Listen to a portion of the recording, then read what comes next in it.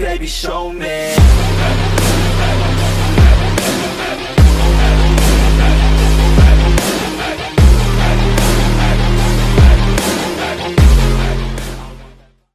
Hello everyone and welcome to my What If Goku Trained Deku Part 6. This is going to be a really long video guys, since we have a lot to go through, so yeah, I hope you guys enjoy.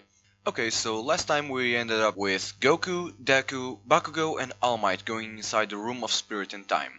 In this year, we see Deku and Bakugo fight each other non-stop, improving their ki, their power and their body to the point where they feel no difference inside of the chamber as in the outside. And that both of them could create so much power on their attacks that made them believe to be strong enough to become good heroes. By now, Deku can use 100% of One For All and has mastered the power. I believe Deku to be at around a power level of 150 without 100% of One For All, and to be around 2500 with full cowl at 100% and with ki. For Bakugo has a power of 2500 with ki. Since Deku has a power booster quirk, I believe this is right. In the end, if both fight, it all comes to experience and their ways of fighting. For All Might is a special case. All Might went this entire year training with Goku.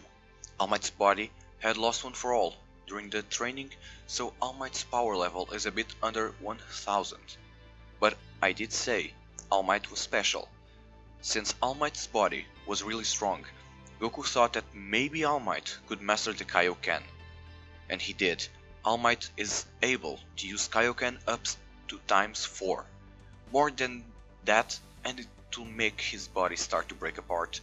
I made All Might stay stronger than both Deku and Bakugo because we still need a symbol of peace to be around and to make both students want to grow even stronger and not to be too confident in their power.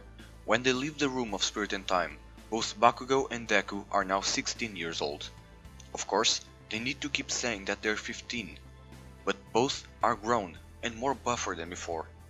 They have matured both in mind and body. They say goodbye to Goku and head back home. When Deku gets home, his mother almost had a heart attack after seeing Deku. "How did you grow so tall? And look at your muscles! Are you really my little Izuku? How did this happen overnight?" Deku explained to her mom that he knew a place. It was a sacred place where he went for an entire year in just one day.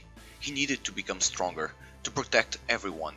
His mother in tears then said, "At least you are safe, Izuku.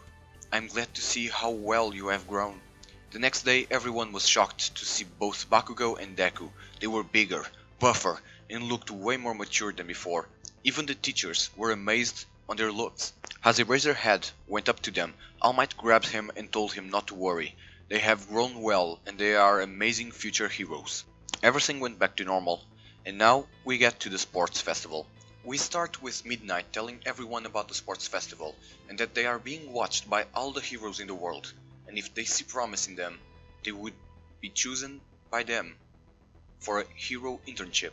After hearing this, both Bakugo and Deku were confident, and the fire of rivalry between them started to burn. It was burning even stronger than when they were inside the Room of Spirit and Time. They all start with the run. When the pistol shots and everyone starts, Todoroki freezes everything. But some of the students escape the ice. As Todoroki is running, the giant zero-pointer robots show up. And when Todoroki was about to freeze them too, both Deku and Bakugo shot through all the robots. They were flying so fast that it was hard to even see them. Todoroki got furious and started to slide with his full speed on his ice. He started to catch up to them, but then both Bakugo and Deku went full power and flew as fast as a bullet. It was a tie between them, with Todoroki in third. The audience was astonished. The two young students had flying quirks, and they were faster than the eye can see. The pro heroes started to talk between them, and both Bakugo and Deku noticed this. They looked at each other, and with a great smile, they both said to one another, "Next time, I'll beat you up." Both went their ways, and now we get to the cavalry battle. This time, instead of Deku having 10 million points, both Bakugo and Deku have a 5 million point banner in their heads. They keep the same teams as in the anime, but this time, since both Deku and Bakugo could fly, this game was a little more intense than ever. We end the cavalry battle with the same points as in the anime, but this time both Bakugo and Deku are around the same amount of points.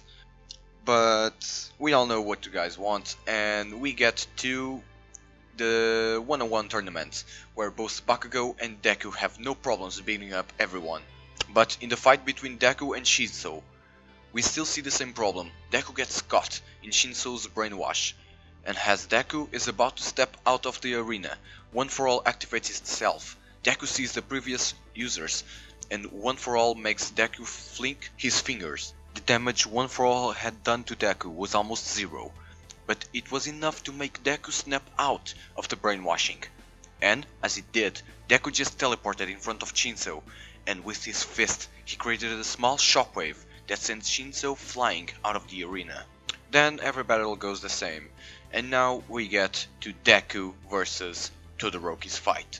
In the anime, Deku tries to make Todoroki believe that the flames he had are his and not his father's, and he also does this in this What If, but in a different way.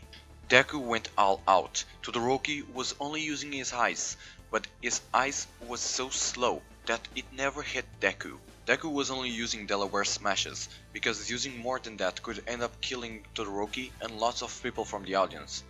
This battle was so intense, neither Deku nor Todoroki had stopped even a little, but then Deku went up a gear and started to Ki Blast Todoroki. Deku yelled at Todoroki, "If you don't go all out, you will lose! Your power is your own, not your father's!" After hearing this, Todoroki starts using his flames, and goes all out like in the anime. But this time, instead of having the fire versus One for All, Deku charges a Super Kamehameha wave at Todoroki. Also noticed, Deku now knows how to move the wave around so he does not hit the crowd. A super big explosion happens on the contact from both of the attacks.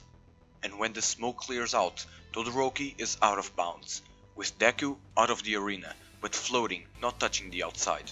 Deku wins against Todoroki. After this, we see the battle between Bakugo and Tokoyami, where it just ends the same way as in the anime. And with these results, the final battle is between Deku and Bakugo.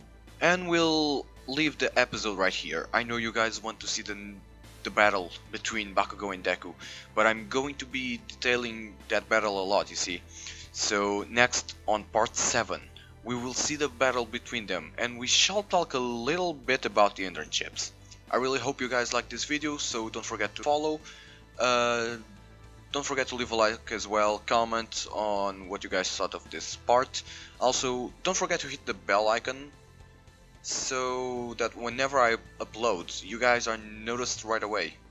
Also, don't forget to join me on my Discord, where you guys can talk with me and some other people about lots of possible theories, and where you guys can know about what I'm up to. My name is Kibo, and goodbye.